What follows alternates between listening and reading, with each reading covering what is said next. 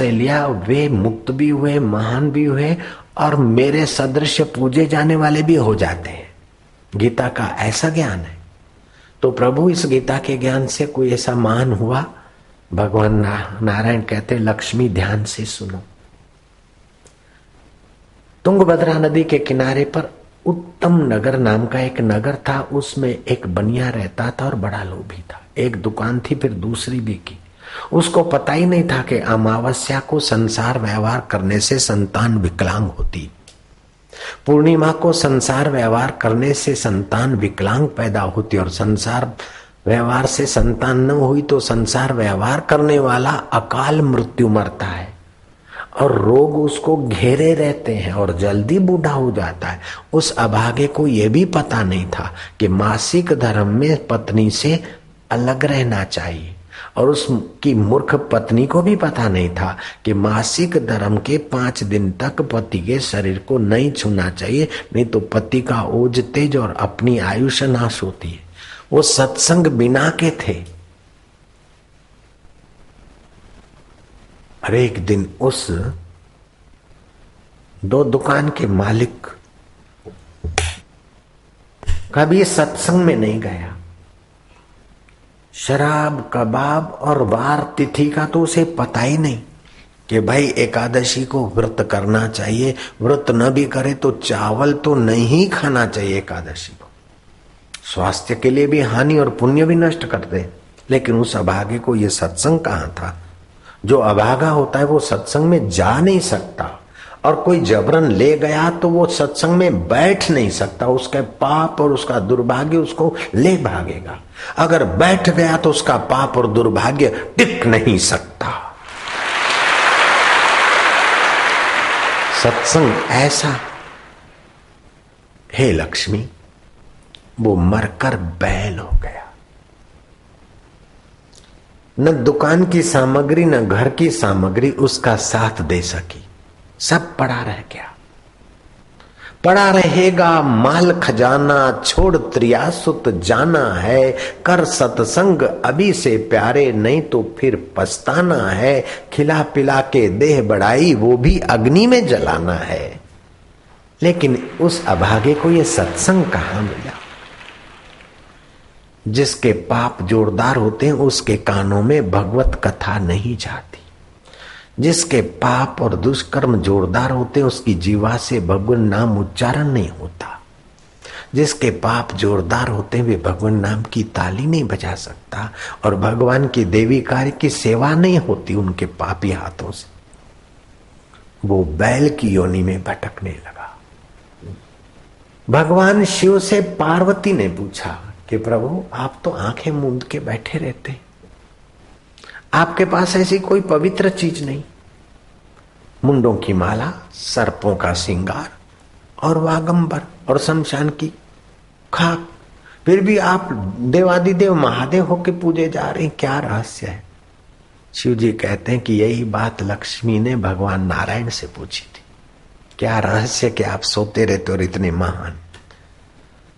भगवान युग युग में गीता का ज्ञान देते, उस गीता के ज्ञान में मैं शांत आत्मा होकर समाधिस्थ रहता हूं। इसीलिए मैं देवादिदेव महादेव हूं, और मेरे को एक लोटा पानी चढ़ाने वाले को भी पुण्य प्राप्त हो जाता है। ओम नमः शिवाय करते हुए पानी का लोटा चढ़ाता है। इतना बड़ा भारी ज्ञान है। लक्ष्मी ने यही सवाल किया था नारायण से, और भगवान नारायण ने जो कथा सुनाई, शिव जी कहते पार्वती मैं तुझे वही सुनाता हूं। तुंगभद्रा नदी के किनारे एक नगर था, उत्तम नगर। उसमें एक बनिया, 2 दुकान का मालिक, लोभी था, सत्संग से वंचित था, मर गया और बैल हो गया। शिव जी पार्वती को सुना रहे हैं और भगवान नारायण लक्ष्मी को सुना रहे हैं। ये गीता के महात्म्य विभाग का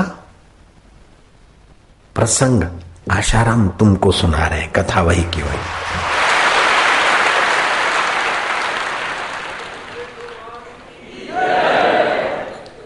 लक्ष्मी, पार्वती और नारायण जैसा कलयुग में हमारा जीवन नहीं है, लेकिन उनकी कथा सुनने का तो अधिकार हम बच्चों को अभी भी है। कितना पुण्यमय सत्संग है। वो बूढ़ा बैल हो गया, खेत वाले ने खेत में जोता, फिर बैलगाड़ी में जोता, फिर बेच दिया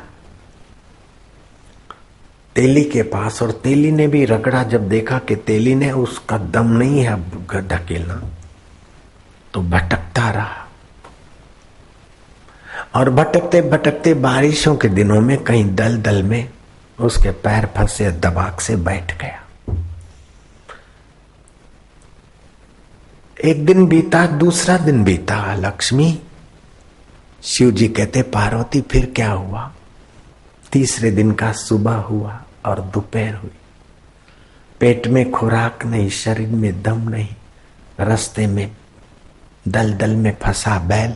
कुछ दयालु आदमियों को दया आई, कोई पूंछ से खींचता है तो कोई सींगों से मिल मिलाकर उठाया, लेकिन अपनी ताकत न होने से लोग थक गए।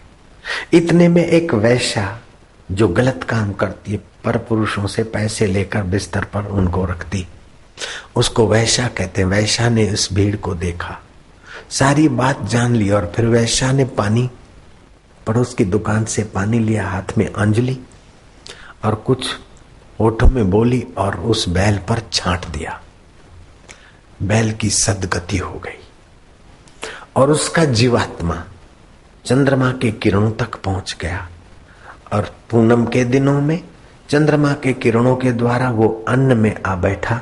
वही अन्न देव शर्मा ने खाया, और ब्राह्मणी के घर में भूतपूर्व सेठ बना हुआ बैल अब ब्राह्मणी के घर में ब्राह्मण कुमार पनपने लगा। समय पाते उसे जन्म मिला और उसका नाम सुशर्मा रखा गया। सुशर्मा 16 साल का हुआ। नगर में कोई संत आए थे, लोग जा रहे थे सत्संग में, वो सुशर्मा भी सत्संग पहुंचा। शिव जी के मंदिर में लोटी चढ़ाता था। वो शिव जी की पूजा, राम जी की पूजा, माता जी की पूजा का फल यही है, भगवान के पूजा का फल यही है कि हृदय के भगवान का कथा सुनने की जगह पर तुम्हारा पुण्य प्राप्त करा दे। इन पंच देवताओं की पूजा का बड़ा भारी प्रभाव है। गणपति, माता जी, विष्णु भगवान उसके अवतार, शिव जी और सूर्य। इन पांचों देवों में से किसी देव की आप पूजा पाठ करते हो तो तुम्हारा पूजा पाठ कब पूरा फला कि आपको ब्रह्मज्ञानी सतगुरु के सत्संग में जाने का अवसर मिल गया, तो समझो पूजा पाठ फलित हो गया। जागृत पुरुष के सत्संग में पहुंचा दिया है।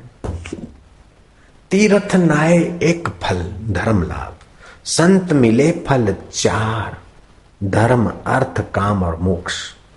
तीर्थ नाए एक फल, संत मिले फल 4, सतगुरु मिले अनंत फल, कहत कबीर विचार।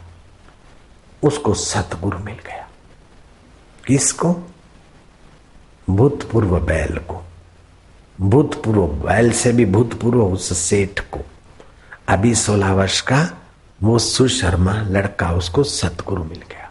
सतगुरु से नामदान लिया, मंत्र दीक्षा ली, लेकिन उसने कहा कि गुरुदेव, रब को तो मैं पाऊंगा, लेकिन अगले जन्म में मैं कौन था ये मेरे को देखना है।